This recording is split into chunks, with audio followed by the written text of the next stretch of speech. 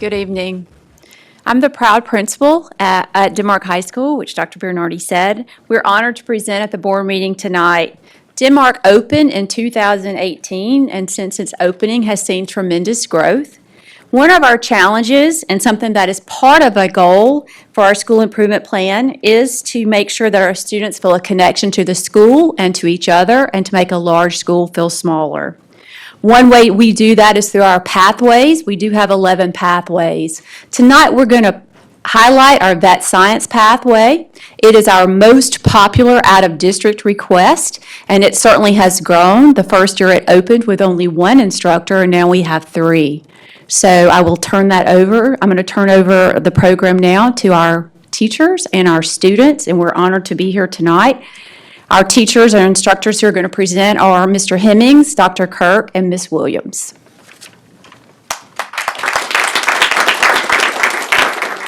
Thanks, Ms. Oliver. I'm always privileged to represent Denmark Vet Science, and especially honored for you guys to meet 3 shining stars in our program. We have Jonathan Harper, Kendall Hillier, and Sydney Creech, and they'll be presenting the majority of the information as they explain the impact of our program from their perspective, which is a cool perspective. So let me go to the first slide, which may not be as eye-catching as some of our others, but to me, it's the most compelling. Because when I think about where we started in 2018, one teacher teaching 4 basic ag classes to just about 120 students. And then I see where we are today, just 3.5 years later, where we have 3 teachers teaching 16 classes, a total of 5 courses, counting a mentorship, to almost 400 students. I am really just humbly awed, especially knowing that the trend has continued even in the midst of a pandemic, which a lot of courses like ours don't have an online option and saw declines in enrollment. So very happy to be a part of Denmark's program. Mr. Hemmings. Where is it? Good evening. At Denmark High School, the FFA makes a positive difference in the lives of students by developing their potential for premier leadership, personal growth, and career success through agriculture education. What that looks like for our program is a thing called CDEs, which stands for Career Development Events. And CDEs are educational competitions that students participate individually or as a team. And they range from wildlife management, prepared public speaking, forestry, environmental natural resources, floral design, horse evaluation, and veterinary science. And we've seen our program increase year by year, and so has our success in these career development events. And the students are just taking it to another level. Dr. Kirk? Good evening.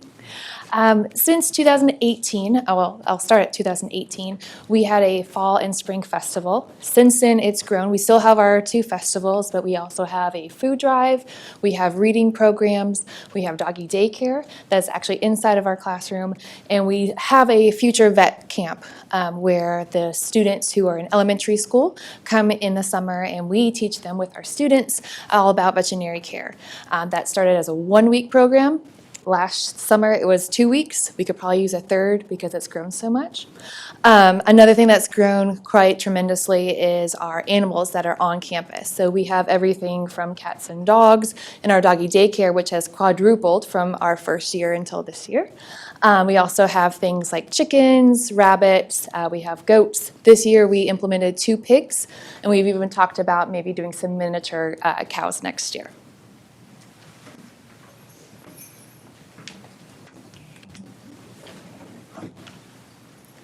So being in the veterinary science program, I've been able to meet a lot of new people. Some of my closest friends over the years I've actually met through the pathway. Our program has a lot of opportunities for events such as Region Rally and FFA Day at the Fair. These events allowed me, when I was a freshman, to meet people who had the same interests as I did, and a lot of these people I still consider friends today, even though some of them have gone off to college. One of my most recent events that I went to was National Convention, where my team and I spent a few days together in Indianapolis, and I got to hang out with some of the coolest people I've ever met, and I had experiences that I'll never forget. Denmark FFA is just one chapter in a national organization comprised of 8,612 chapters, and in just 4 years, some of our competitive teams have made it to the top. Career development events, or CDEs, allow students to compete in an area of agriculture that they're interested in. CDEs not only allow you to develop your professional skills, which are essential for our future, but as well as friendships that will last a lifetime. In 2018, our first year being open and our first year competing, our junior veterinary science team placed first in the state. We've continued the tradition of winning, and just last year, our senior veterinary science team and our horse evaluation team placed first in the state. In October, we competed for our national title, and our senior veterinary science team placed 8th in the nation, and our horse evaluation team placed 20th.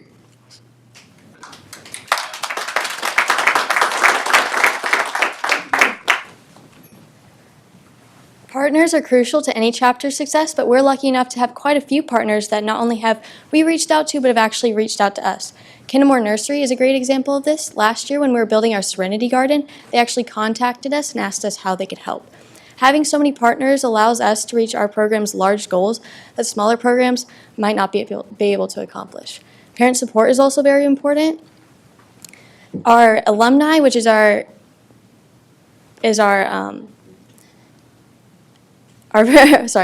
alumni, which is our booster club for the FFA, when it first started, only had a handful of members, but today it has 35 members. So these programs, without them, we wouldn't have been able to accomplish such large goals.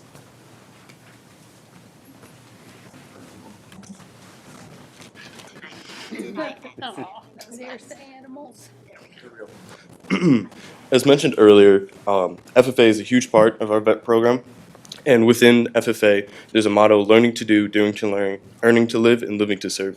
And I believe that we've achieved all 4 of those statements through our community outreach. For example, we've learned to do with fostering kittens from fur kids. We've done to learn by hosting 200 kids at our summer camp. We've earned to live through our festivals, and we've lived to serve by helping with Meals by Grace and Angel Trees.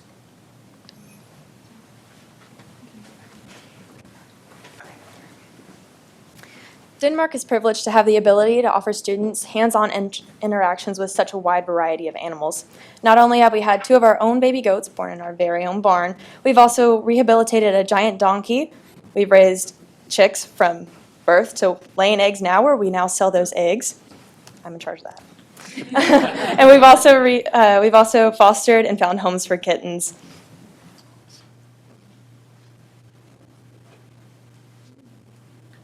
Since day one, we've had a goal of being self-sufficient. We didn't want to rely on donations. We wanted to have our own revenue. And this list is how we're going to achieve that. Our arena has just recently been renovated. We've already had a festival there, and we plan to have many more events, such as rodeos, tractor pulls, animal shows, and personally, I'll be setting up beehives as a parting gift.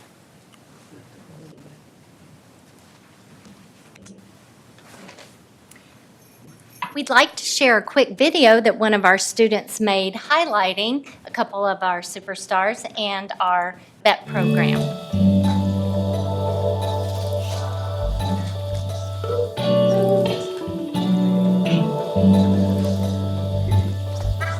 Hey, I'm Steve Creech. I'm a senior here at Denmark, and I'm part of the vet science program. So come on. Here we have Buddy Cricket. These are our miniature horses. I was interested in the vet program because growing up I wanted to be a vet, and I still do. My favorite thing about the program is how welcoming our advisors are to letting us expand our knowledge, whatever path you specifically want to be in, whether that be horticulture or specifically animals. They're very supportive in anything that you ask, and they're always willing to learn new information as well as help you learn new information. And then over here, it's normally a student favorite, is our baby goats. They are Robin and Apollo. They were born here in one of these stalls just last year.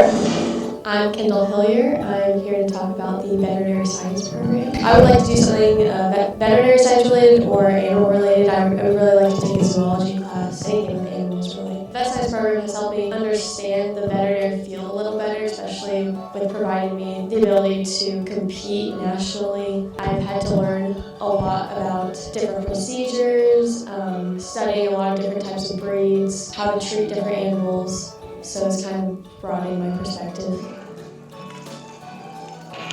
These are some of our silver martins. Silver martins are an endangered species. Here in Denmark, we've been working to replenish their population. The way that the veterinary science program has helped me academically and for my future is I want to become a large animal veterinarian, and just being able to say that I was a part of the veterinary science program at Denmark and I went to nationals for veterinary science. It's opened a lot of doors for me. Veterinary science is definitely going to help me in my search for colleges. I'm very interested in UGA, but being able to say that I was a part of the program and mention how much I've been involved and how much I've competed and how much I've been devoted to FFA and our veterinary science program definitely really looks good on college applications. Before COVID, I raised a pig when I was my sophomore year. I owned him, but he stayed at the school. His name was Tua. It was a great experience raising him because he was originally meant to be raised and sold for meat, which I did raise him, but I ended up changing my mind and not selling him for meat, and I gave him to someone who owned a farm. And it was a really good experience. I learned about our animals, and even though they're like meant for food, they still have feelings and stuff. So it's kind of cool to see past that. I've always been into animals my entire life. I took basic ag all throughout middle school. So it wasn't really a question of whether or not I wanted to do vet science, it was when.